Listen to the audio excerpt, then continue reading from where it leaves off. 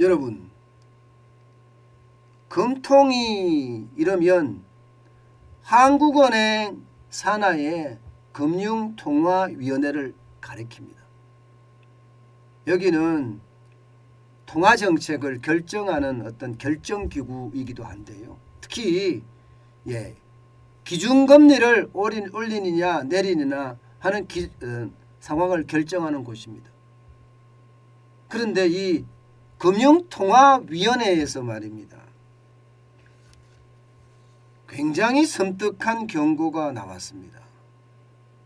지난달에 기준금리를 0.25%포인트 올렸잖아요.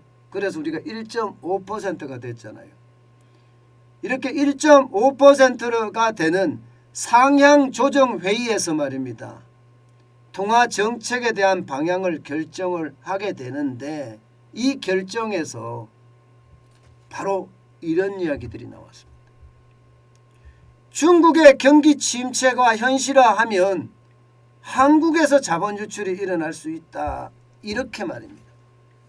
사실 금융통화위원회는요, 저마다 통화정책에 대해서는 일가견이 있다는 사람들이거든요. 경제정책에 대해서도 누구보다 잘 아는 사람들입니다. 거시경제에 대해서는 대한민국에서 그래도 능력 있다 실력 있다 하는 사람들이 금융통화위원이 되거든요. 그런데 이 위원들이 이구동성으로 이렇게 이야기했다는 것은, 여러분, 중국이 침체하면 중국이 쇼크 상태에 빠지면 한국 경제에도 충격을 준다. 그러면서 한국에 투자한 외국인들이 빠져나갈 수 있다. 이렇게까지 이야기했다는 것은, 여러분, 어쩌면 지금까지 어떤 이야기보다 가장 섬뜩한 경고가 아닌가 저는 생각이 듭니다. 안 그래도 지금 외국인들이 빠져나가고 있는 상태거든요. 그런데 중국이 쇼크 상태에 빠지게 되면 그렇게 갈 수 있다는 이야기, 이것은 가정인 것 같지만요, 가정이 아닐 수도 있고요, 그만큼 충격의 도가 커질 수 있다는 겁니다. 그러면서 중국이 쇼크에 갈 수 있는 이유를 하나씩 들었습니다. 위원들 저마다 중국은 이 때문에 쇼크에 갈 수 있어, 이렇게 말입니다. 맨 먼저 짚은 것은요, 중국의 재정 적자가 엄청 심하다는 거예요. 2025년까지 가면 말입니다, 10조 6,500억 위안의 적자가 난다고 해요.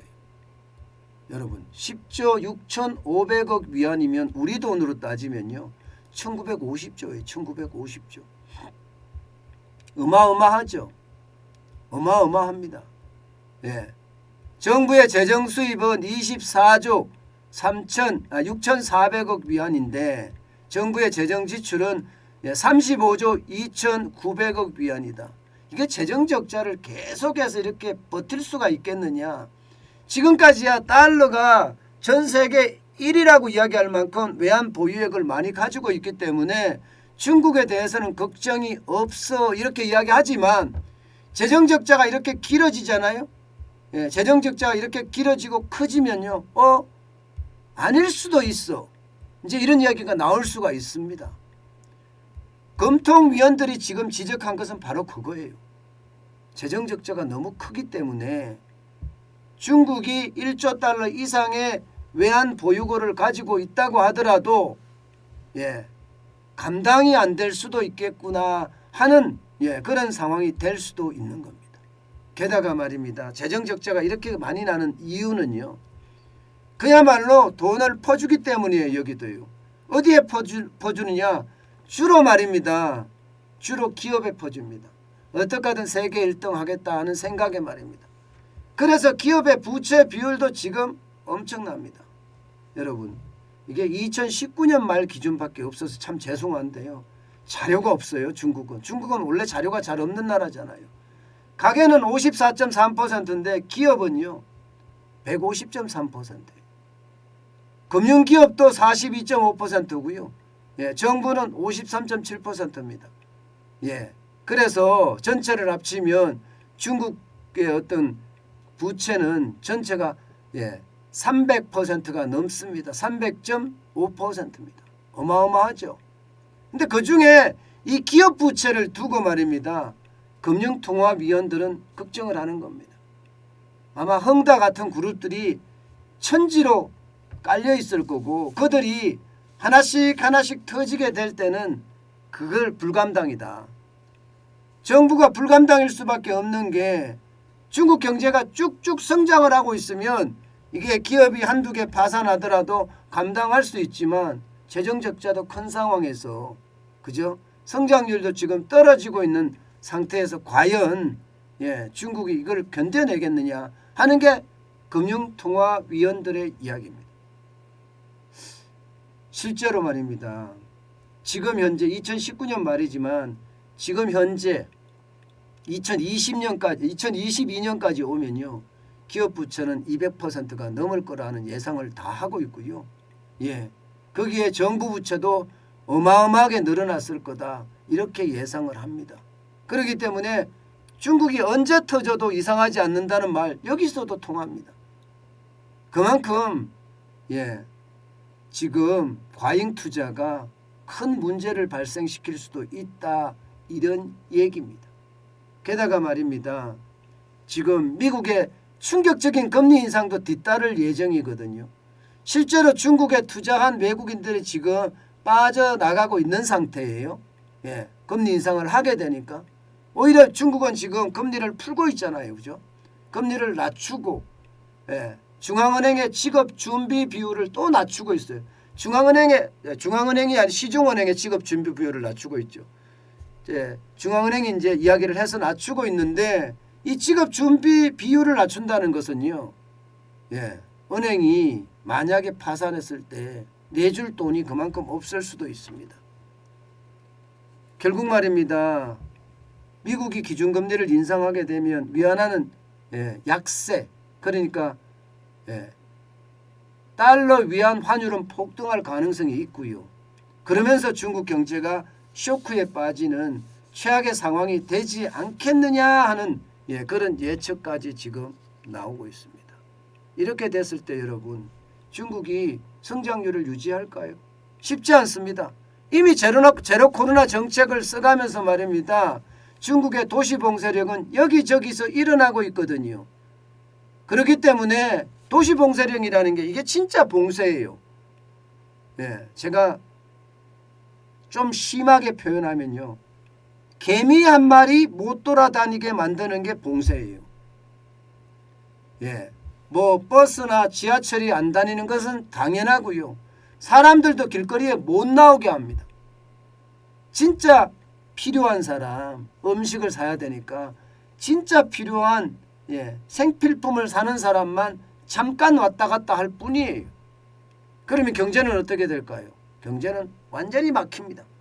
막힐 수밖에 없는 구조고요. 경제가 완전히 막히면 결국 중국 경제에 타격을 줄 거고요. 중국 경제의 타격이 결국 성장률을 떨어뜨릴 겁니다. 보세요. 성장률이 1분기 성장률이 4.8%예요. 지금 작년 4분기 성장률보다 못합니다. 게다가 중국이 지금 목표치로 잡은 게 5.5%의 성장률이거든요. 5.5%. 전년 대비해서 5.5% 성장하겠다. 지금 거기에 성장률에도 미치지 못했습니다. 그런데 제로 코로나 정책이 이렇게 되고 미국의 금리 인상을 계속하게 되면 과연 기업의 부채 견뎌낼 수 있을 것인가? 터지면 중국 쇼크고요. 중국이 터져서 쇼크가 시작이 되면 우리는 중국에 의존하는 비중이 굉장히 많습니다. 수출의 30%를 의존하고 있기 때문에 그에 대한 영향 미칠 수밖에 없습니다. 늘 우리가 이야기할 때 중국이 흔들리면 외국 자금이 빠져나간다. 이 말이 현실이 되고 있는 거예요. 이미 많이 빠져나가고 있는 것도 문제기도 하고요. 저는 여러분 결국 말입니다. 금융통화위원회의 위원들이 이야기하는 걸 보면 결국 우리 경제가 백척간두에 있다는 뜻이에요. 굉장히 위험한 지경에 놓여 있다. 이 말이 현실입니다. 저는 이 현실이 진짜 연착륙이 됐으면 좋겠어요. 이렇게 가다가 경착륙이 오면 진짜 충격이 오거든요. 어마어마한 충격이 올 겁니다. 지금까지 충격하고는요. 아마 비교할 수 없는 충격이 와요. 왜 제가 지금까지 충격하고 비교할 수 없는 충격이 온다고 하나 하면요. 예를 들어서 IMF 외환위기 때 우리가 보자고요. 그때는요. 수출은 살아 있었습니다. 게다가 환율까지 올라서 기업들이 수출을 하면 할수록 이득이 더 많이 생겼어요. 예, 내수는 좀 꼬그라졌죠. 쓸 돈이 없으니까. 금융위기 때는 외부적인 위기였기 때문에 우리한테 직접적으로 와닿는 것은 그렇게 크지가 않았어요. 단지 글로벌 금융위기가 터졌다 이 말 때문에 수출이 좀 줄어들고요. 또 우리도 당연히 그에 대한 어떤 위기에 대한 대응책 때문에 우리가 일반인들이 느끼기에는 그렇게 많이 못 느꼈거든요. 물론 위기는 위기였습니다. 그때도 거품이 엄청나게 올랐다가 또 쑥 빠지는 그런 사태까지 나타났었고요. 그런데 이번 위기는요. 외부로부터의 위기가 아니에요.